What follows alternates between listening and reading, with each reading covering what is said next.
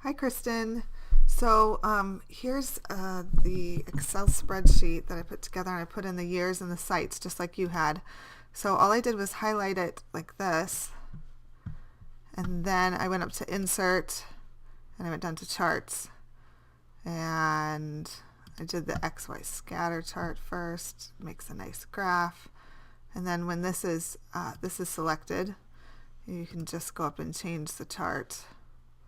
So a column chart looked really cool, and I think the line chart looked really good too.